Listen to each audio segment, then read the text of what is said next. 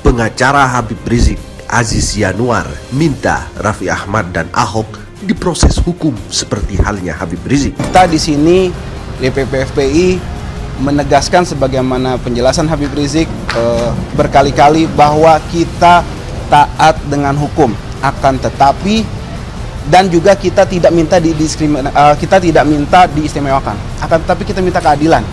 Kita minta juga diproses, antara lain kerumunan, tidak jaga jarak, tidak menggunakan masker. Makhluk hamba Allah yang satu ini, berapa triliun negeri ini sudah dirugikan. Apa BUMN yang pernah dia jual? Jadi bagi saya itu sesuatu, sehingga sampai menyebut namanya pun, menulis namanya pun. Tapi yang namanya manusia ini kan semakin ditekan, semakin diintimidasi, semakin justru pergolakan semakin. Ya, terkait kejadian tadi malam, saya ingin sedikit klarifikasi, tapi sebelumnya saya ingin meminta maaf yang sebesar-besarnya, meminta maaf kepada Bapak Presiden Jokowi, kepada seluruh staf yang ada di Sekretariat Presiden, dan juga sekali lagi minta maaf untuk seluruh masyarakat Indonesia atas peristiwa tadi malam.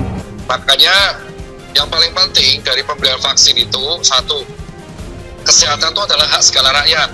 Jadi vaksin itu ada baiknya tidak diwajibkan, karena itu adalah hak dari rakyat untuk mendapatkan kesehatan bagi dirinya, dan itu dijamin oleh negara di pasal 28. Yang kedua adalah di sini adalah tugas dari negara untuk menjamin safety, keamanan, dan tingkat efikasi dari vaksin tersebut.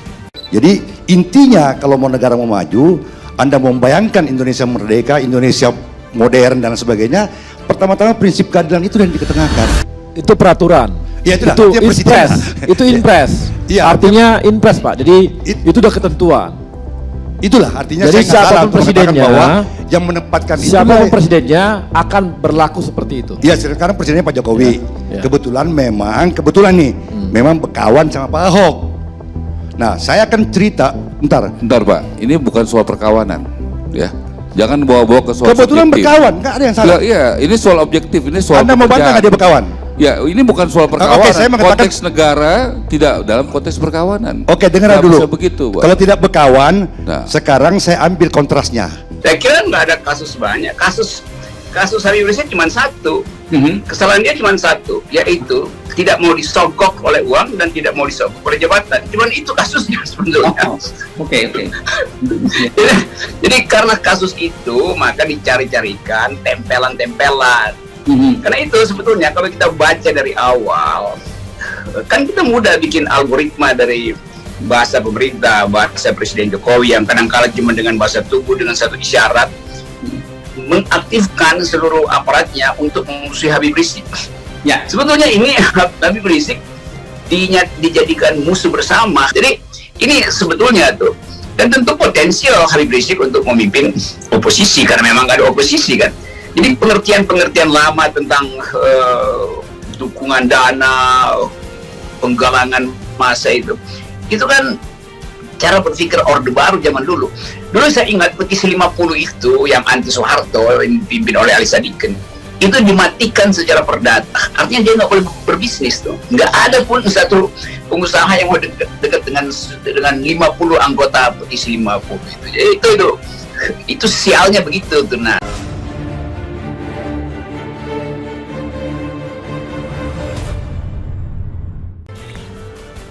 Pengacara Habib Rizik, Aziz Yanuar, minta Raffi Ahmad dan Ahok diproses hukum seperti halnya Habib Rizik. Seenaknya saja. Pelanggaran protokol kesehatan di pesta Raffi Ahmad usai suami Nagita Slavina itu divaksin COVID-19 menyita perhatian. Ia ingin Raffi Ahmad dan semua orang yang terlibat di kerumunan itu diproses hukum. Itu dikatakan oleh pengacara Habib Rizik, Aziz Yanuar. Hal ini diungkapkan kuasa hukum Habib Rizik Syihab, Aziz Yanuar. Ia meminta orang-orang yang terlibat dalam kerumunan Raffi Ahmad diproses hukum seperti halnya Habib Rizik Syihab. Aziz Yanuar meminta pemerintah bersikap adil dengan mengusut tuntas kerumunan Raffi Ahmad yang berpesta ria tanpa protokol kesehatan setelah menerima vaksin pagi harinya di Istana Negara.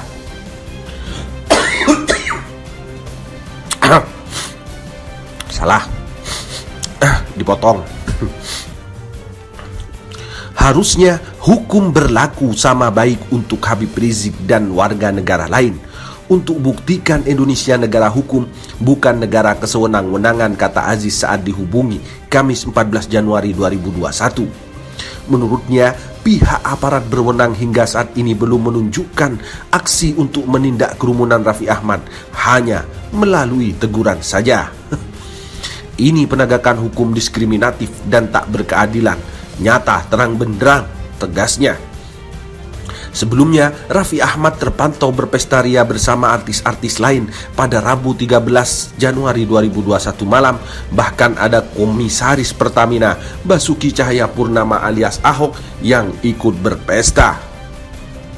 Kerumunan ini sangat disayangkan sebab Raffi Ahmad yang baru saja menerima vaksin bersama Presiden Joko Widodo di Istana Negara justru membuat kerumunan tanpa protokol kesehatan 3M.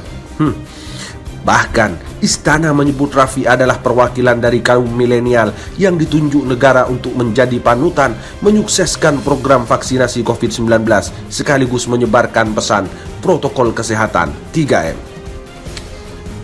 Entah kenapa ketika Raffi Ahmad dan Ahok melakukan pesta tadi malam, tidak ada tindakan hukum sekalipun. Apakah beda antara Habib Rizik, Ahok, dan Raffi Ahmad? Seharusnya perlakuan hukum tidaklah beda, semuanya harus adil. Bagaimana tanggapan Anda? Anda sendiri yang mampu menjawabnya. Kami hanya bisa memberitakan Menembus Batas Indonesia. Kita di sini DPP FPI menegaskan sebagaimana penjelasan Habib Rizik berkali-kali bahwa kita taat dengan hukum, akan tetapi dan juga kita tidak minta diistimewakan, akan tetapi kita minta keadilan. Kita minta juga diproses, antara lain kerumunan, tidak jaga jarak, tidak menggunakan masker. Makhluk hamba Allah yang satu ini, berapa triliun negeri ini sudah dirugikan. Apa BUMN yang pernah dia jual? Jadi bagi saya itu sesuatu, sehingga sampai menyebut namanya pun, menulis namanya pun. Tapi yang namanya manusia ini kan semakin ditekan, semakin diintimidasi, semakin justru pergolakan semakin. Ya, terkait kejadian tadi malam, saya ingin sedikit klarifikasi tapi sebelumnya saya ingin meminta maaf yang sebesar-besarnya. Meminta maaf kepada Bapak Presiden Jokowi, kepada seluruh staf yang ada di Sekretariat Presiden, dan juga sekali lagi minta maaf untuk seluruh masyarakat Indonesia atas peristiwa tadi malam. Makanya yang paling penting dari pemberian vaksin itu, satu, kesehatan itu adalah hak segala rakyat. Jadi vaksin itu ada baiknya tidak diwajibkan, karena itu adalah hak dari rakyat untuk mendapatkan kesehatan bagi dirinya, dan itu dijamin oleh negara di pasal 28. Yang kedua adalah di sini adalah tugas dari negara untuk menjamin safety, keamanan, dan tingkat efikasi dari vaksin tersebut. Jadi intinya kalau mau negara mau maju, Anda membayangkan Indonesia merdeka, Indonesia modern dan sebagainya, pertama-tama prinsip keadilan itu yang diketengahkan. Itu peraturan. Ya, itu impres. Itu impres. Ya, artinya impres, Pak. Jadi itu udah ketentuan. Itulah artinya. Jadi saya siapapun presidennya, bahwa yang menempatkan siapapun presidennya akan berlaku seperti itu. Iya, sekarang presidennya Pak Jokowi. Ya. Kebetulan nih, memang bekawan sama Pak Ahok. Nah, saya akan cerita, bentar Pak, ini bukan soal perkawanan, ya. Jangan bawa-bawa ke soal kebetulan subjektif. bekawan, nggak ada yang salah. Iya, ini soal objektif, ini soal Anda mau bantah nggak dia bekawan? Ya, ini bukan soal perkawanan. Oke, saya mengatakan konteks negara tidak dalam konteks perkawanan. Oke, dengar dulu. Bisa begitu, Pak. Kalau tidak bekawan, Nah. sekarang saya ambil kontrasnya. Saya kira nggak ada kasus banyak. Kasus Habib Rizik cuma satu. Kesalahan dia cuma satu, yaitu tidak mau disogok oleh uang dan tidak mau disogok oleh jabatan. Cuman itu kasusnya sebetulnya. Oke. Jadi karena kasus itu maka dicari-carikan tempelan-tempelan.